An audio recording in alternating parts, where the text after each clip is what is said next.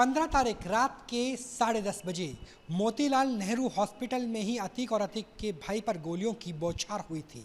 फिलहाल स्थिति कैसी है, क्योंकि यहाँ इंटरनेट नहीं चल रहा, आसपास का जो पूरा इलाका है वो अल्पसंख्यक बहुल इलाका है। ऐसे में डॉक्टरों की क्या दहशत है, प्रशासन किस तरीके से काम कर पा रहा है, न्यूज़ नेशन के जरिए पूरे उत्तर प्रदेश ही नहीं देश की जनता देखिए, क्योंकि ये वो अस्पताल है जहां पर गोलियां चली और वो भी इस क्षेत्र के पूर्वांचल के सबसे बड़े गैंगस्टर के ऊपर। इस वक्त हम अस्पताल के अंदर ही है और डॉक्टर राजेश कुमार यहां पर अधीक्षक हैं और जन सूचना अधिकारी भी हैं। हम सीधा उनके पास चलेंगे और जानने की कोशिश करेंगे कि उस दरमियान, क्योंकि रात के 10:30 बजे क्या हुआ था और उसके बाद अभी डॉक्टरों के अंदर किसी तरह का कोई डर तो नहीं है, कोई स्थिति यहाँ पर क्या पूरी तरीके से सामान्य हो चुकी है। डॉक्टर राजेश जी नमस्कार, न्यूज़ नेशन को आप वक्त दे रहे हैं इसके लिए। सर, अगर बात की जाए क्या हुआ था, अगर सबसे पहले से यानी शुरुआत करते हैं, जब आप यहाँ पर पहुँचे तब क्या स्थिति थी और किस तरह का उस वक्त था? 15 तारीख की रात की घटना जहाँ तक लग रही है, हमारे पास करीब 11:15 बजे या 11 के बीच में यहाँ पे तैनात थे doctor Ved Prakash Pandey, emergency medical अफसर। उनका फ़ोन आया कि बॉस अतीक और अशरफ साहब का, यहाँ पे अतीक अशरफ जो 2 लोग पुलिस के द्वारा लाए जा रहे थे, उनको गोली मार दी गई है, वो लोग मर गए हैं। हमने कहा क्या कह रहे हो, क्योंकि एकाएक मुझे भी विश्वास नहीं हो रहा था, बात समझ नहीं आ रही थी। तो हमने कहा कि नहीं, अतीक और जो अशरफ जो आते हैं, जो उनका मुआयने का हुआ है। तो हमने कहा आपने देख लिया? कहा हाँ हमने देख लिया, दोनों ब्रॉड डेड हैं। तो वो हमने कहा कहाँ पे गोली चली? कहे वो तो बाहर ही जैसे गेट से अंदर घुसे हैं, हम लोग के पास तक कमरे में नहीं घुसे थे, वहीं पर कहीं गोली चली है और वहीं पे वो लोग मार दिए गए हैं। सर, इसमें स्टैंडर्ड ऑपरेटिंग प्रोटोकॉल SOP क्या है? क्या इससे पहले 14 तारीख को भी अतीक और अतीक के भाई यहाँ पहुँचे थे? 14 को भी आए थे। उस दिन doctor Anil Yadav emergency medical अफसर थे, उन्होंने मुआयना किया था। तो फिर कुछ लोगों का फ़ोन आया था, उन्होंने पूछा, तो हमने इमरजेंसी मेडिकल अफसर से पूछा, तो हाँ उन्होंने बताया कि हाँ वो लोग आए थे और वो लोग अपना मेडिकल करा के चले गए। तो सर, जिस तरह से कोर्ट का आदेश था कि हर दिन मेडिकल होना है, वही प्रक्रिया थी उसी तरीके से जैसे 14 को हुआ था वैसे ही 15 तारीख को उसी तरीके से किया गया? हाँ उसी, देखिए कोर्ट का आदेश तो हमने पढ़ा नहीं है, लेकिन ये अखबार में जो निकला हुआ था कि उनका प्रतिदिन मेडिकल कराना है, उसी के क्रम में वो लोग 15 को भी मेडिकल कराने आए होंगे। तो सर, अगर उसके अलावा अगर बात करें, क्योंकि यहाँ पे आप PRO भी है, चीफ PRO भी है, तो यहाँ पर क्या सभी लोग जो मेडिकल के लिए आते हैं वो उसी तरीके से आते हैं, या जहाँ पे थ्रेट परसेप्शन ज़्यादा हो, जिन्हें जान का खतरा ज़्यादा हो, तो क्या डॉक्टर्स खुद भी चले जाते हैं हमें मेडिकल करवाने के लिए, जिस भी जेल के अंदर हो, जिस भी थाने के अंदर? नहीं, ऐसा तो रेगुलर नहीं होता है।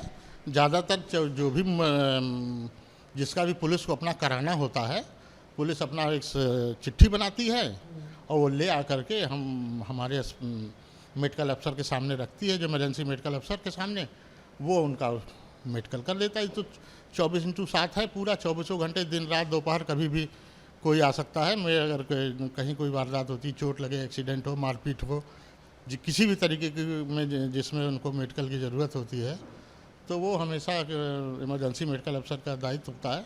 वो डॉक्टरों की तुलना भगवान से की जाती है, वाइट कॉलर जॉब है, और जब अस्पताल परिसर के अंदर, अहाते के अंदर इस तरीके से कई राउंड गोलियां चली, तो उस वक्त कैसा माहौल था डॉक्टरों के अंदर? क्योंकि इमरजेंसी आपकी चल रही थी, वार्ड्स में डॉक्टर्स काम कर रहे थे, और तनावग्रस्त उस वक्त का क्षेत्र रहा हो।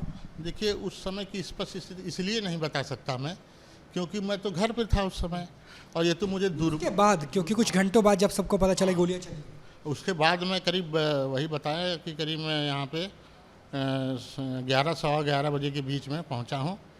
तो जब मैं पहुँचा हूँ तो उससे पहले मेरे पास किसी अधिकारी का के PRO का फ़ोन आया कि आपको वहाँ पे आना है। तो मैंने दूरभाष से पहले अपने SIC को सूचित किया, तो उन्होंने कहा अच्छा मैं आ रही हूँ, ड्राइवर आ जाए मेरा, मैं भी पहुँचती हूँ। तब हमने कहा मैडम मैं रास्ते में, मैं 2 मिनट के अंदर पहुँच जाऊँगा। तो जब मैं गेट पे पहुंचा तो पुलिस वालों ने रोका, क्योंकि वो मुझे पहचानते नहीं थे। लेकिन फिर मैंने कहा कि किसी अधिकारी साहब ने मुझे बुलाया है। तो वो वहाँ पे कोई इंस्पेक्टर साहब खड़े थे, उन्होंने मुझको फिर और मेरे साथ डॉक्टर के मिश्रा साहब को भी मैंने ले लिया था उनके घर से। फिर हमें अंदर लिया गया और जब मैं अंदर आया तो मैंने देखा कि वहाँ पर पुलिस थी, पत्रकार लोग थे, हमारे सारे कर्मचारी थे, हम लोग थे और मृतक की बॉडी को वहाँ से पुलिस के द्वारा। तो जब आपने पुलिस अधिकारी को, कमिश्नर साहब को ब्रीफ किया तो उन्होंने क्या कहा कि फ़िलहाल क्या स्थिति है, क्या हुआ था, पूछो? नहीं, कमिश्नर साहब से मेरी बात नहीं हुई थी, कमिश्नर साहब से एसआईसी महोदय की बात हुई थी। तो सर अभी क्या, डीएम साहब दोनों से एसआईसी महोदय की बात हुई थी, मुझसे मतलब उन्होंने कोई वार्ता नहीं करी।